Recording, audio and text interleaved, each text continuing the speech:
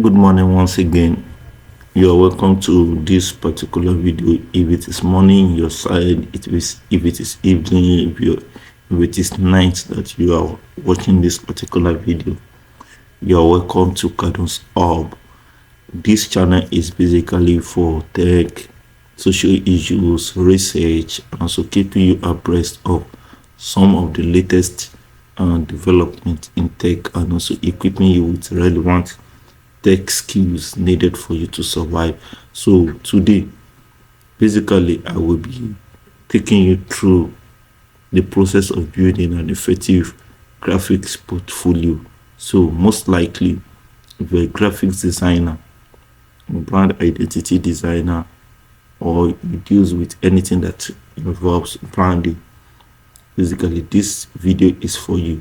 So all you just have to do what, if you are a new subscriber and also a non-subscriber, you are welcome to this channel.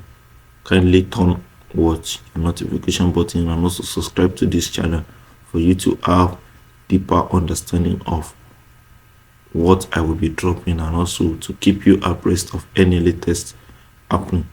So thank you.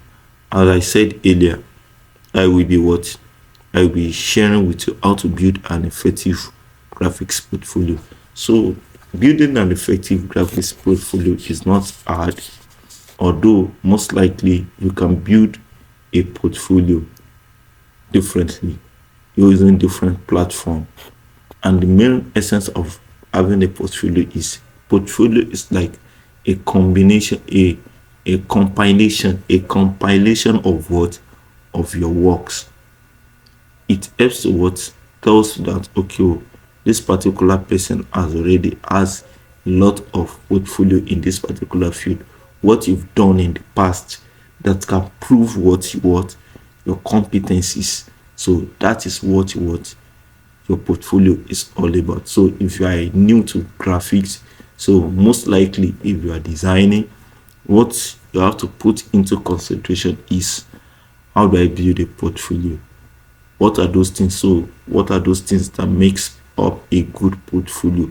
So I will just be using this template for you for example. So you can adopt different templates, you can adopt different color. This is my own color which I love this particular color a lot. So leaf code, I love it a lot. So this is my previous logo. So I'm just using this as an example for you. You can decide to modify your own, anyone you prefer. That one is not a problem. So basically, the first steps of a portfolio is what, you have to tell people your logo must be included. Please note it down. Your logo must be included. The name of your brand must be included. Here you can decide to adopt any style you feel like. Anyone. You can also decide that okay, the landscape you want to use, is it portrait or the paper size, is it portrait or landscape? Anyone you prefer, that one is not a problem. But the most important thing is your logo and the name of your business must be present. So the next thing is before this, the next thing is to tell us, okay, this may involve you using a particular picture. The next thing for us is to tell us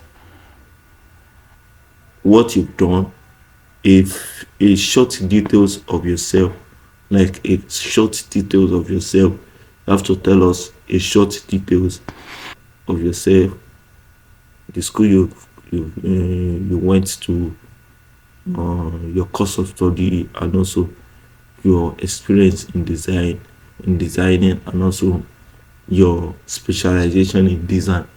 You have to be able to tell us in your portfolio, because this will gives your audience the direction of where they are going, and also what you stand for and what your specialization skills revolves around. For example, now, if you did not explain this, and maybe assuming that maybe aside from graphic designing, you're also a content writer, and your audience discover that you also write, the question they will be like, okay, but they are not aware. So by explaining this, it has already tells your client what you do and the service you render to the general public. Once you've explained this is the second process. Then you move here. This is a mistake. So then you move here to skills. What skills do you have? Is it only graphic designing that you have? If it is only graphic designing that you have, you don't have, all you just have to do is what? List your graphic designing skills and the software that you mostly use. If it is CorelDRAW, if it is Photoshop, if it is Adobe Illustrator, anyone you feel like, you can list it. You can list if you are good in search engine optimization, if you are good in other skills, you can also list it here. You can find you can look for maybe like an icon to represent some of these skills which you have. So you just have to what? Put that into consideration. Skills, your skills is very, very paramount when you are what? When you are creating a portfolio. It's very, very charming.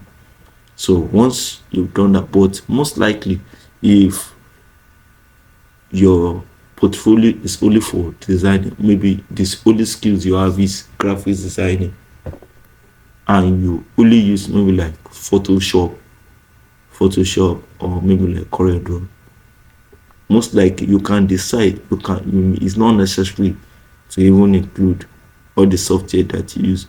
But sometimes if you are it's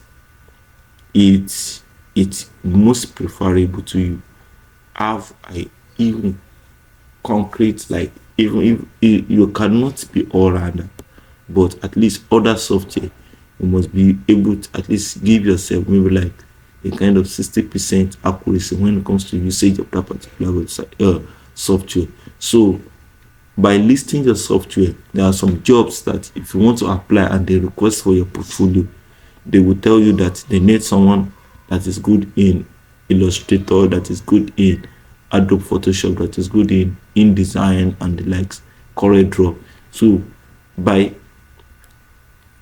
listing your software skills here, aside from the skills that you render, by listing your software skills here, anybody that is viewing your portfolio will already know that, okay, these skills, aside from you are a graphic designer, and the software that you use in designing are this, and you are expert in what, in this.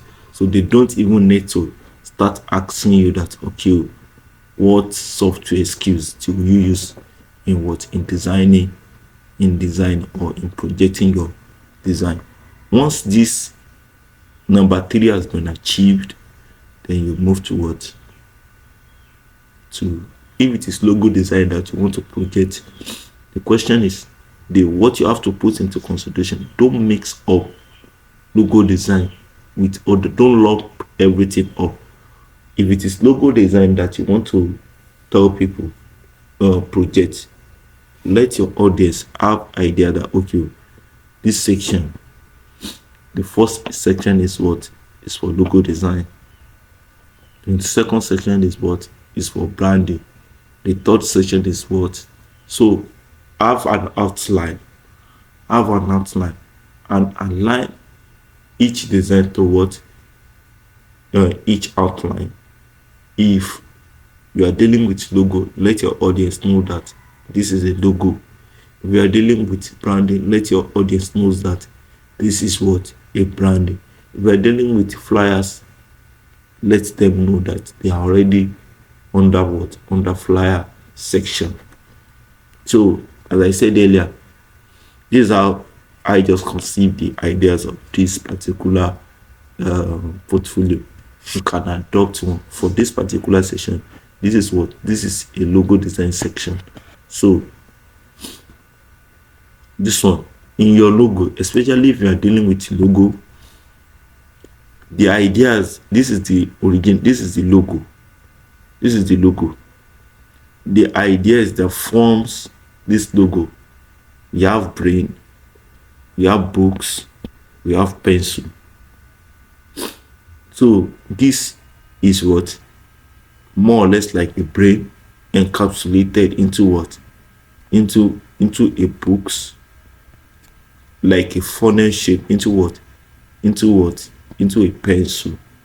So you have to be able to tell people, like project, okay, the ideas what behind what you did. So people will be like, okay, through by using this, by projecting this, people will be able to know that, okay, whether this particular graphic design is creative, is creative, is creative. So you have to put that into consideration also. And also you have to, the client brief is very, very important. The client brief is the information. In the previous video that I did, it talks about, okay, you have to tell us the client brief, like, okay, this is the detailed information which my client supplies to me. This is what the business deals with. This is what the business deals with. So it is a kind of detailed information of what the business deals with that forms what your orientation about the design and also about the general perception of the business. So this is the client brief, like the information, like a kind of schematic information of the business, of the needs of the company. So then we move to what, the sketching. In my previous video, I've explained some of the process of undergoing brand identity, so you can familiarize yourself with that video. So in presenting your portfolio, you must also tell us what the color code that you use, if it is S code, if it is RGB you want to use. So anyone, you have to put it under that this particular logo, for this is the color code that I use, for this is the color code that I use. So likewise, this also, I explain what each element in the logo means. So they are all the same. You have to explain. You can either adopt this or adopt something like this. You can adopt this or you can adopt this, anyone you prefer. So likewise, this is also ways of explaining your what you've done to the general public. So likewise, this also, you can adopt something like this, your client brief, your logo element, so something like this, branding. Like this one is talking about, okay, beyond all this logo and the likes, if when put under different objects, how will it looks like? So this particular logo, if you put it here, this is how it's going to look like. This particular, likewise this also,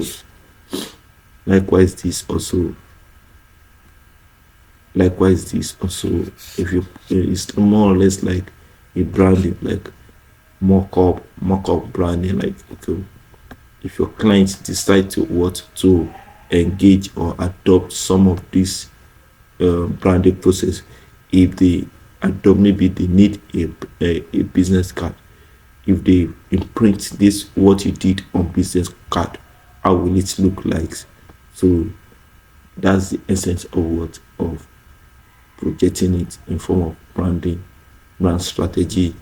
So branding, This is how it looks like. So an ID card, So this has always been my submission. The overall of a good graphics design is not only to design alone, but rather to take into consideration the psychology. Please note this: the overall of a good graphics designer is not only to design alone, but rather to take into consideration the psychological effect of what he or she is designing. His aim is not to only impress his clients. You are not only impressing your clients, but rather to observe, review, set the pace, and to bring creativities from design geared towards making the industry a better place to be. So this has always been my submission for even every design. Don't just produce graphics. The aim is what? To consider how will people perceive what I design? What is the psychological effect of what I'm designing? So for minds that knows, the minds that free. So I hope you've been able to learn one or two things in this short video, and I hope I'm going to see you in my next video. Once again, I appreciate the time you took in watching this video, and don't forget to subscribe to this channel and turn on your notification button. Thank you. See you in my next video.